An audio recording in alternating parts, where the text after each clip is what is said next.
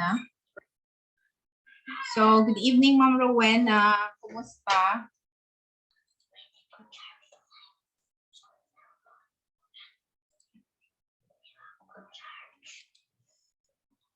So, we're done last time with this branches of agriculture. So, I'll just show you the last topics that we missed before we stop.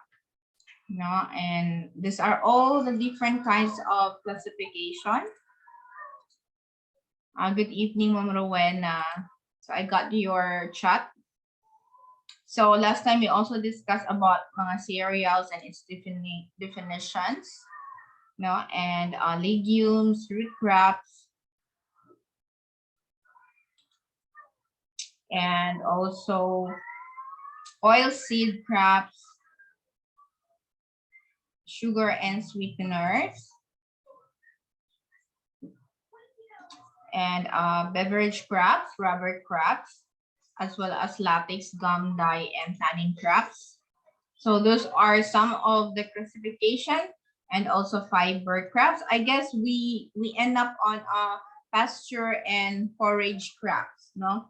So while waiting for the rest to come in, so anyway, you can always go back to the recorded video, no, para i-review yung what has been presented. So, kasi if I will not start, then we will be too late na although this happens naman normally sa isang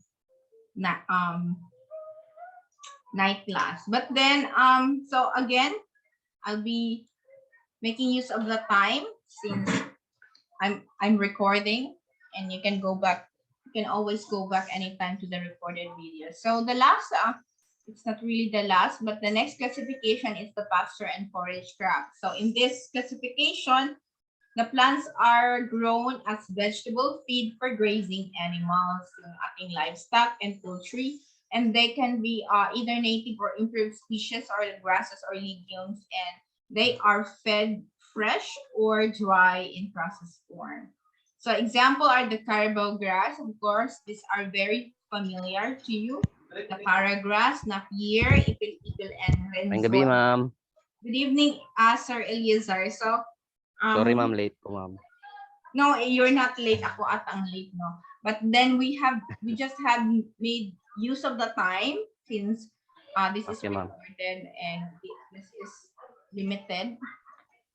So prior, you can always go back to the recorded video that in the link that I will send you. So we're talking about yes, the next classification, which is pasture and forage crops. And again, these are actually crops that are used for feeds, no, for grazing animals. And this can compose example ng mga grasses, no, ito, and I know we are very familiar with this. And these are all actually classified into two.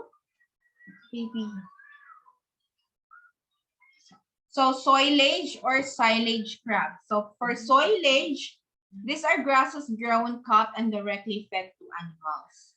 So fresh siya pag soilage. Pag silage, these are grasses grown, cut, and fermented and preserved before being fed to animals. So madali lang na pag soilage, fresh, pag silage, these are preserved already or fermented. So we also have a definition in FAO on fodder crops, or those cultivated explicitly or primarily for feeding animals, no, which are standard. And by extension, natural grassland and pastures, whether somewhat cultivated or not, are included. And we say fodder crops may be classified as temporary or permanent crops, which are cultivated or harvested like any other crop, while the latter relate to the land used permanently for like 5 years or more for herbaceous forage crops, and either cultivated or growing wild, no, sa prairie or grazing land. And some also like forest lands for grazing. So there are also temporary crops grown in artificial meadows that normally used intensively with various cuttings per year, and they contain three major groups of fodder: we have the grasses, including the cereals and mga harvested green. And we have the second, legumes, including the pulses and harvested green. And the third, the root crops that are cultivated for fodder. So all of this can be fed to animals as green feed or hay, no, and harvested dry or left to dry. So they are silage again if they are preserved, no, through fermentation para ma-retard yung spoiling. So those are the pasture and forage crops. So next is biofuel crops. So these are plants grown for the production ng fuel, as it could be additive or replacement sa mga petroleum products natin. So we've been making use na ngayon ng mga crops as our fuel. So the main biofuels are bioethanol or alcohol derived from fermented sugar or starch, and biodiesel from vegetable oil. So example are the sugarcane, the cassava, the corn, coconut, castor bean, and jatropha. No? And there were researchers in the North Carolina State U. They developed efficient technique na makapag-produce ng ethanol or butanol or other biofuels from woody plant parts such as the inedible corn stalks and switchgrass. So may technology na yan. And the technique degrades the plant's lignin and frees the carbohydrates. So thus become available now for biofuel production. So aside from biofuels, we have olericultural or vegetable crops, no? Or oliculture is the study of vegetables. So these are all vegetable plants except sa mushroom, kasi mushroom is a fungi. And they are grown for their succulent edible plants such as roots, stems, leaves, and young tops, fruits or seeds, or used in mga culinary preparation, fresh preserved in fresh state, and they are very rich in vitamins and A, C, and dietary fibers. So further, they are even classified into edible parts, growth habits, methods of culture, and also botanical families. So for example, melons are included in olericulture since melon is a fruit and it is used as salad. And so these vegetables are cultivated both as field crops and garden crops, no, in the open and under glass or greenhouse. And certain gramineous, leguminous plants, or if harvested for the dry grain, are also classified among cereals and pulses. So as I have said, hindi talaga siya arbitrary lang yung classification niya. It depends on the use and on the situation. And if they are harvested naman green and for the green pods, so like the green maize, the green peas, green beans, string beans, and etc. So they are under gramineous or leguminous. And more vegetables such as for human consumption are usually classified as vegetables, no? And vegetables naman that are grown for animal feed are not included in this category. So melons and watermelons in some country are fruit crops, but with other vegetables such as melon and watermelons are temporary crops, and fruit crops are permanent crops. So it can be both fruit crops or vegetable crops. So we have vegetable also classification based on edible part. Kung leafy ba siya, yung leafy ang kinakain. No, like alugbate, kulites, and so on. And the shoot vegetables, kapag we use the shoot, no, the young succulent stems such as the asparagus, bamboo, and celery. Those are shoot vegetables. So we have actually a lot more, no? Pod and seed vegetables if they are under Leguminaceae or Fabaceae family and they are grown for their pods and seeds. Examples like the snuck bean, pulsita, wing bean, okra, and sweet corn. So by the way, I forgot to check the attendance. Check ko muna.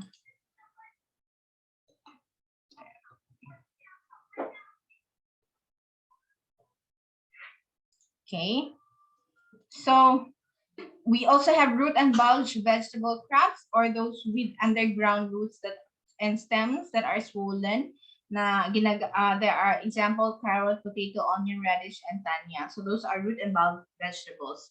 Also, of course, flower vegetables with edible flowers like the horseradish, tree, the malunggay, no? Kinakain na nato ng iyang bulak, the katuray, o Esbania grandiflora, ang squash flower, rose, and sunflowers. So can you imagine some of, although hindi practice sa Philippines, but they eat the rose petals and sunflower.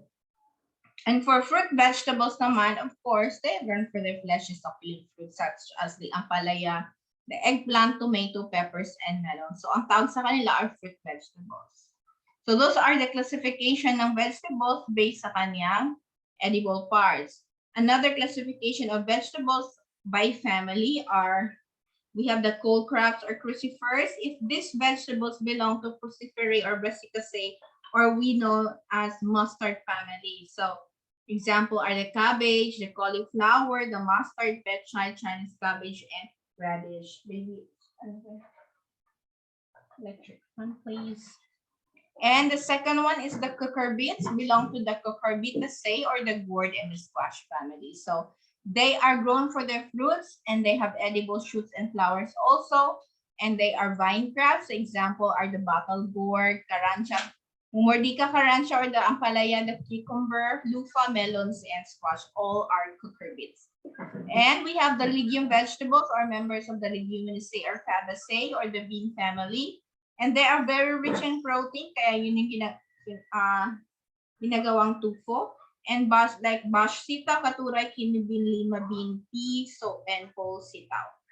We also have another botanical classification, the lilies or member of the Liliaceae or lily family, like the asparagus, garlic, and onion. So imagine yung asparagus at garlic and onion ay magka-family sila under lily family.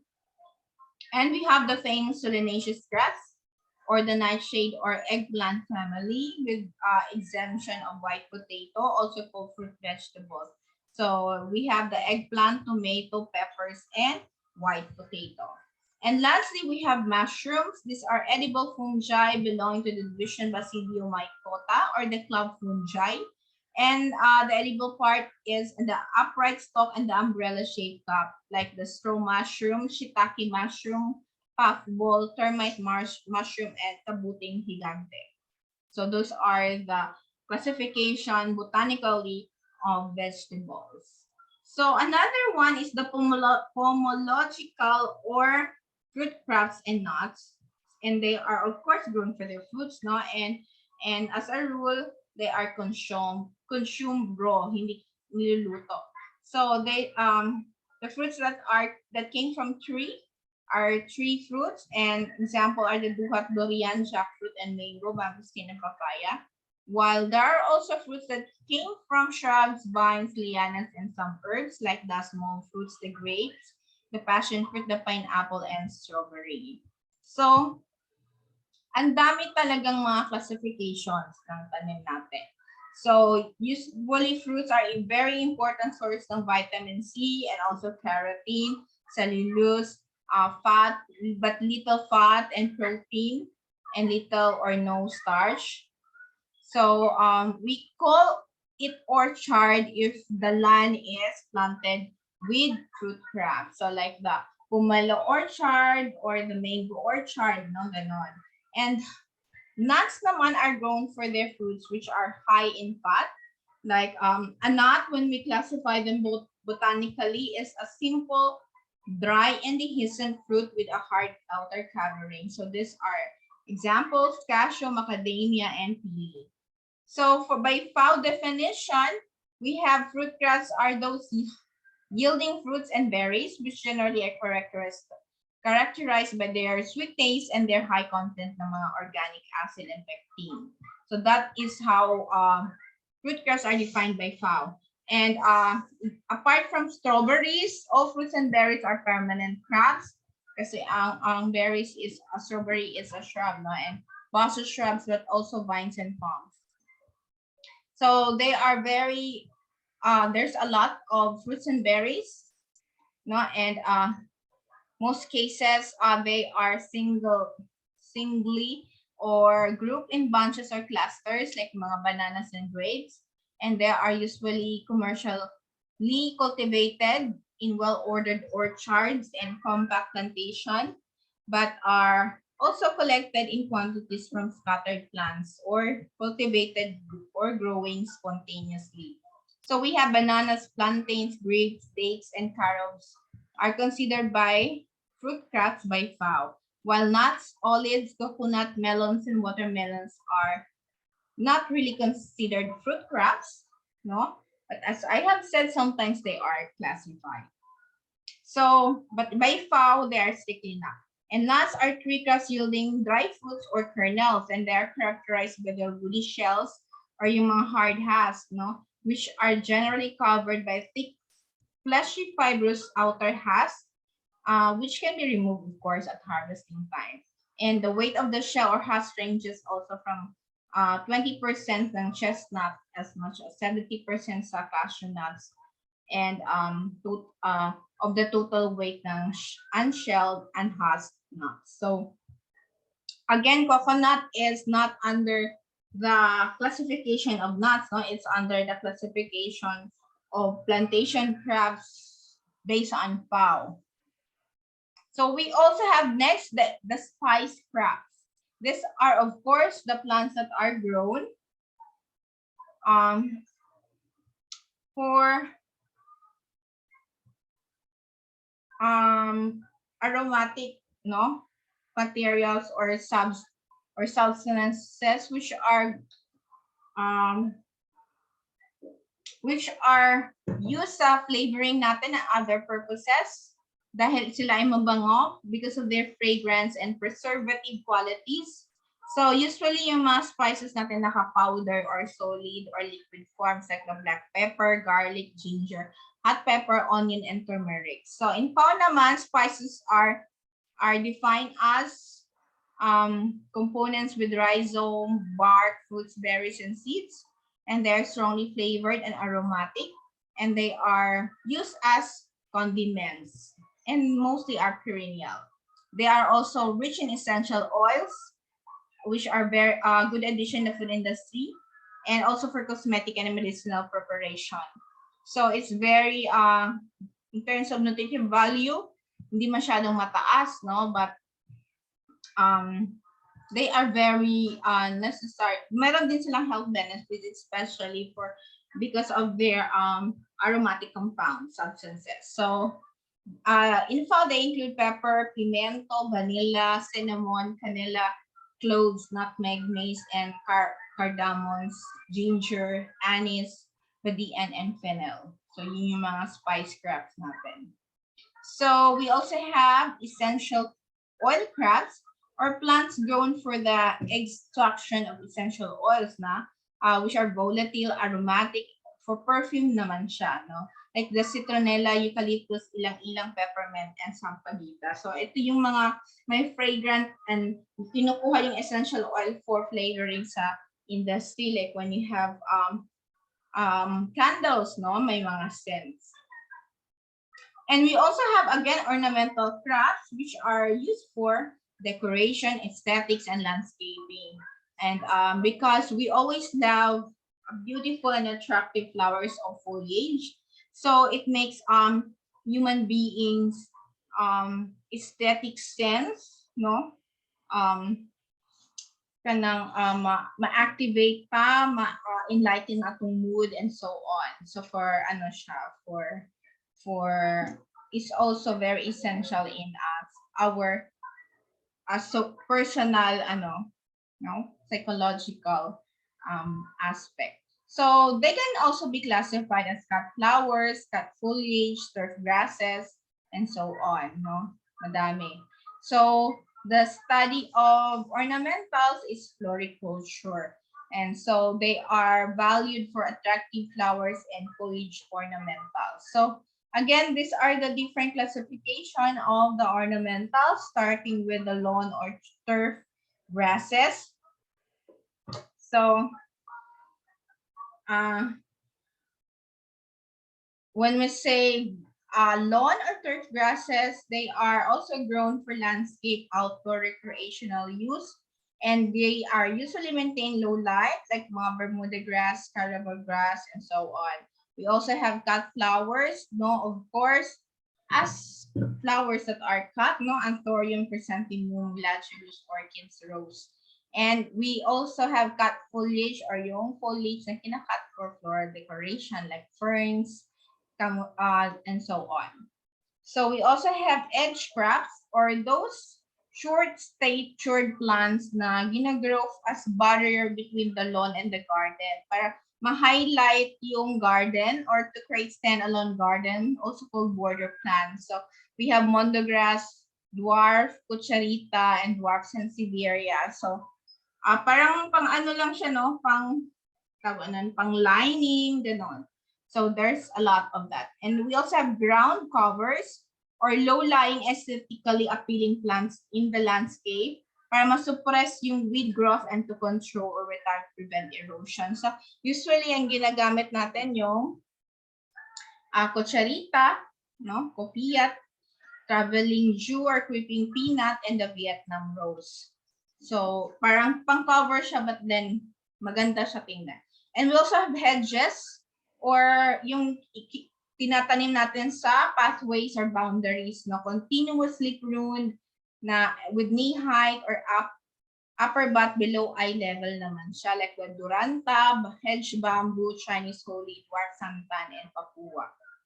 And we also call accent plants na meron siyang showy feature distinct from the rest of other plants, no? And it catches immediately attention and becomes focal item sa isang landscape garden. And this will also provide contrast which gives attention to other plants, no? Like kasi kung monotony lang, no, isang color lahat, isang style, isang flower, although maganda siya tingnan, but in the end, in a specific number or parang line, pag wala siyang accent, hindi rin siya ma-emphasize, no? And we have also specimen or the plants having showy features or with unique characteristics, which make them pieces of conversation botanically curiosity, na designed for collector's items. So, yung mga specimen na parang ano lang siya ba? Pang collection na meron siyang like it's imported or it's only unique from this place, no? So ideally they are planted in isolation rather than madamihan with other plants. So it easily become focal points sa landscape. An example of these are the queen of flowering trees, the Amherstia nobilis, the palms, the Mosandia, and the Donia Eva. Yan. So,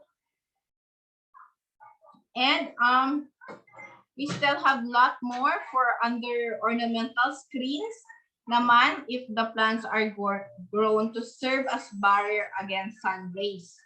So from the word screens, of course, barrier from sun rays. To conceal naman to certain parts of the landscape na maka-obstruct sa view like the Indian tree, shrubs, trellis, vines. And shade grass, it doesn't mean na pang screen din siya, but generally these are trees, shrubs, trellis, vines, and lianas na ginagrow mainly to provide shade naman and with supporting trellis. So avenue trees are also trees and shrubs which are more or less equidistant beside roads and streets. Like for example, yung if you've been to Tagum City, we have a lot of palms on the roads. Or pwede rin acacia, katulay, nara, and some more. So, aside from ornamental crafts, we also have biocidal crafts. These are plants na merong organic compounds, na merong pesticidal or antimicrobial properties, no? At ginagamit siya for control of pests or for foliar spray. And like neem tree, no? Chrysanthemum as well, the kayos, lagtang, makabuhay, tobacco, and tobli, and neem.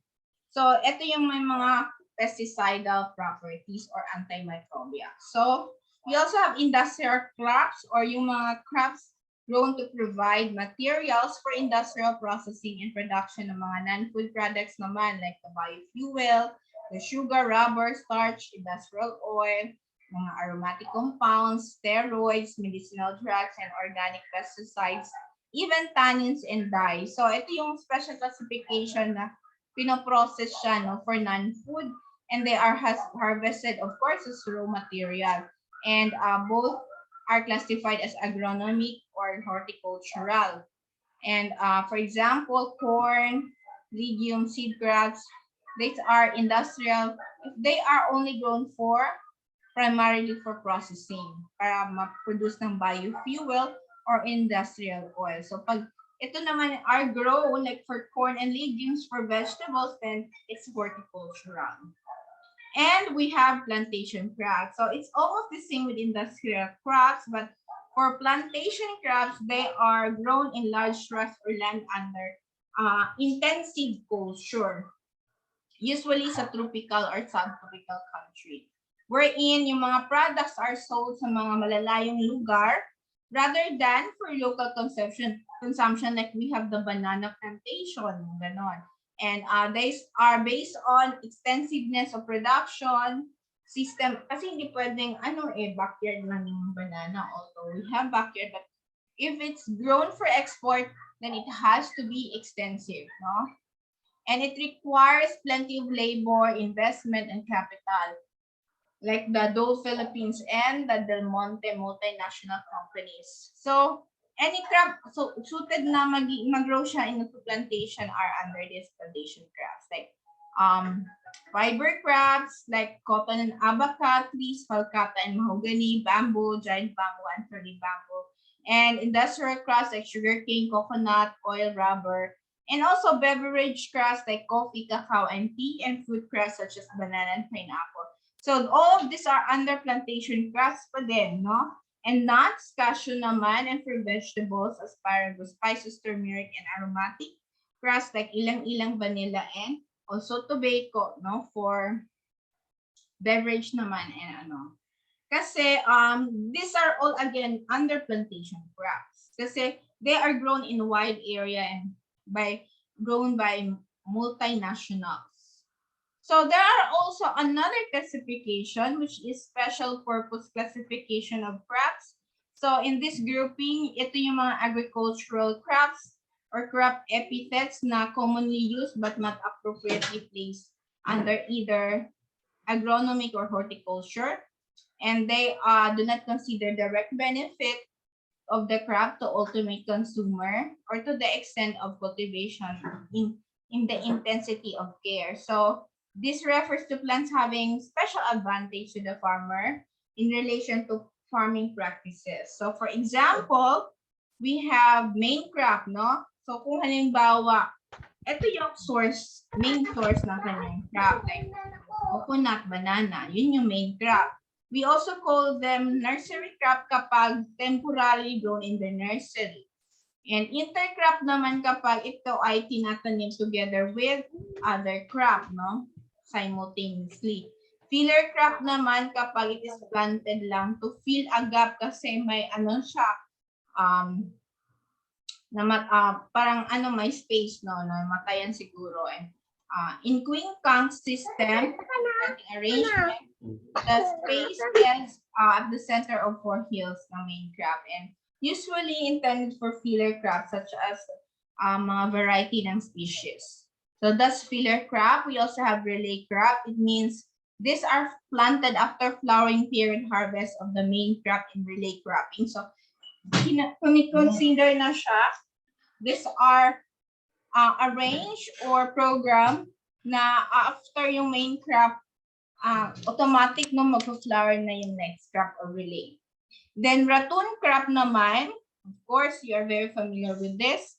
Kasi after ng first harvest, then the next crop or the previous crop after harvest or yung fat stock of the previous crop, like for pineapple, sorghum, and sugarcane, is the next ratoon crop. And next is the cash crop. Ibig sabihin, short maturing crop siya. And these are mainly grown for para mag-generate ng income kasi para madali lang magkapera. And usually yung crop is still in vegetative stage of growth. At of course, para madali lang siyang ma-generate ng cash para rather than maghihintay ka ng long term for subsistence. We also have catch crop. So, ibig sabihin nito, short maturing plant siya that is grown simultaneously with or between successive plantings at a main crop para ma-utilize yung residual fertilizer or soil moisture. So, often used as green manure to provide supplemental livestock feed, also called emergency crop. So, synonymous lang yung catch crop sa emergency crop. No? And parang these are just grown para ma-utilize yung fertilizer. And we also have nurse crop. Ito naman yung parang providing shade and increased humidity for the benefit ng main crop. Para for example, for the early growth or stages. Like for example, no, magtatanim ka ng cacao, and cacao really needs shades. Shade, no? Kaysa so while maliliit pa yung seedling mo, pwede mo maglalagay ka ng makapag-shade sa kanila like banana usually para hindi sila ma-injure, no? So para dili kaayo init for them. So those are banana, in that case are nurse crop. And companion crop, parang companion lang or kasama, no, to the main crop to complement growth, production, and maximize utilization ng space before they compete. Of course, not necessarily to compete naman. No? So, wait lang.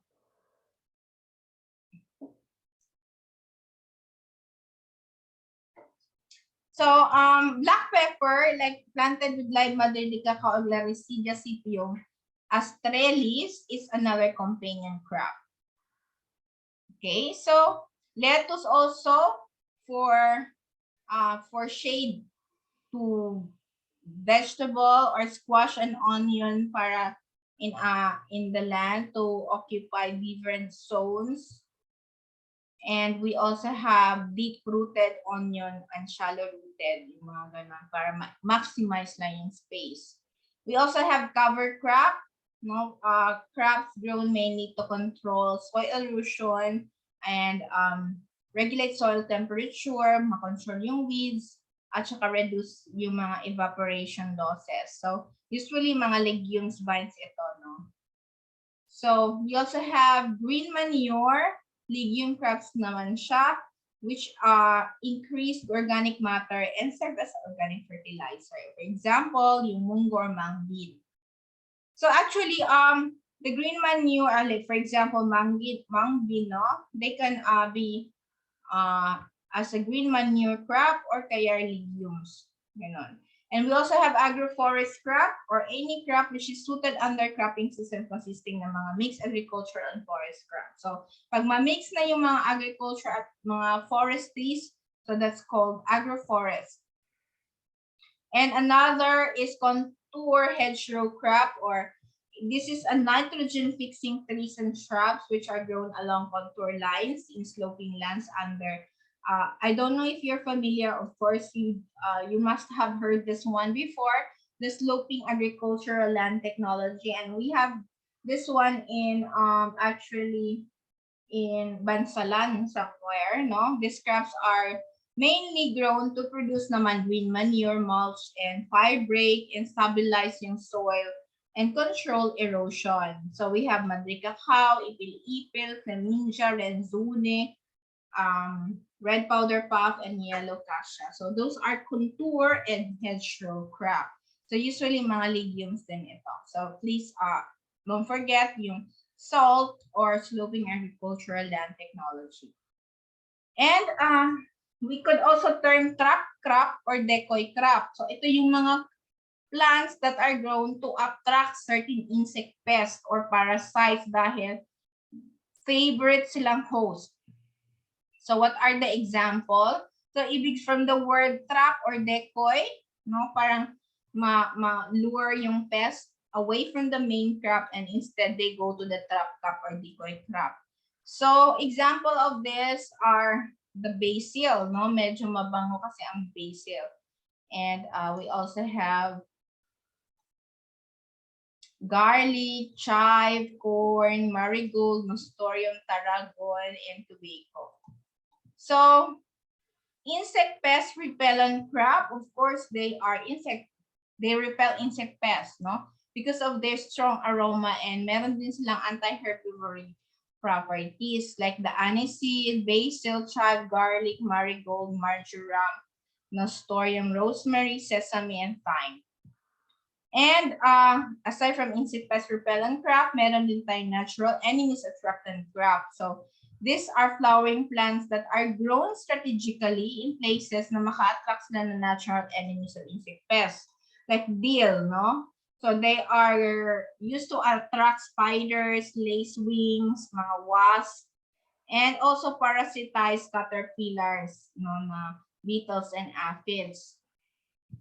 So examples are tagetes, calendula, and nasturtiums na makapag-attract ng hoverflies, no, for whose larvae are feed on aphids.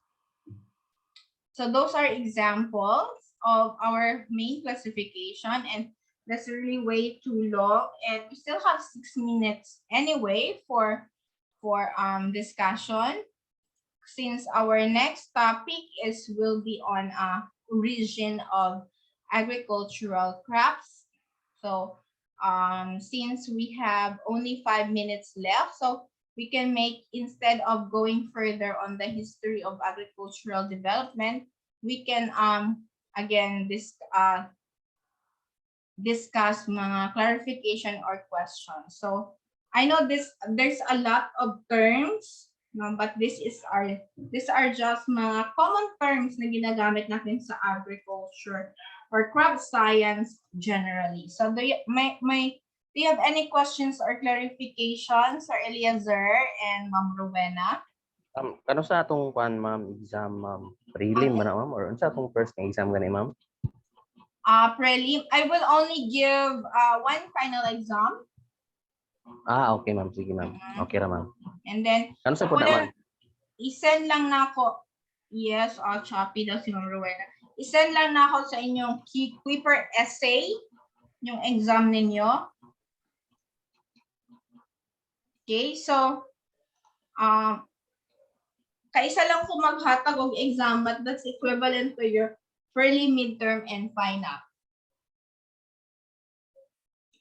So I usually don't collect na your tawag doon. But isa ko na ako na siya check in the next, wait lang, wala pa din siya nahuman pastila. Mga scientific names siya after this. No? So don't worry kasi maabot. Actually na bago lang po ko nag-send sa inyo another assignment for our next lesson, which is still animal science, no? But then we still are going to discuss origin of agricultural crops. But I was wrong kasi sabi na ko reference end na yon. So I forgot na pag-check na ako sa outline na ako, manday wa pa na human. No, but then these are just scientific names and family names as your guide, no? You don't really need to memorize all of this, but just to give you copy, and kasi anyway, kung maghatag mo akong exam sa inyo, open notes man, no? So if ever I will ask a scientific name, so you can just always go back to your notes here, no? And usually, in this case, although sa general biology, agricultural biology, usually ginapa-memorize na ako ng mga scientific name. So these are the vegetables, common name, family, and scientific name, as well as their vernacular name. No? So still under legumes, liliaceae. So these are actually good parang collections. So You will have your own copy. For fruits, kasi hindi rin madaling maghanap ng mga scientific name on the internet. So this is a good reference. Although you really don't need to memorize this, but hopefully you can familiarize as an agriculturist. So these are still under fruits, no, mga family and common name, and also ornamentals. We've got flowers. So ano yung mga family ng ornamentals like for Anthurium the Araceae and Anthurium andreanum and the common name. So madami ito. Liliaceae, Oleaceae. And hindi lang din ornamental, we also have foliage plants. What else? We have landscaping plants. So lahat dyan, there are a lot that you can find. Siguro, this is more or less mga within 500 siguro na mga names. And even plantation crops, no? And its family. We also have here, yeah, still these are under family plantation crops. So don't worry kasi ang mga exam niyo naman ay kanang tawag doon, open notes. So you can always go back to your notes. So we're less than a minute. Pag naputol tayo, then we will continue next meeting kasi 9 p.m. na din para makapag-relax na mo. So this is just to show, the last page is just to show you, I'm sure this is the last page na, ang kaibahan ng agronomics crops sa horticultural crops based on criteria like commodities, management, adaptation, utilization, and so on. So ito yung mga kaibahan in table, although we have discussed this one already in the previous lectures. So the next page is for your exam, and I know most of you have answered this one already. So I guess yun lang, no? Unless, I guess anytime, ma-cut off na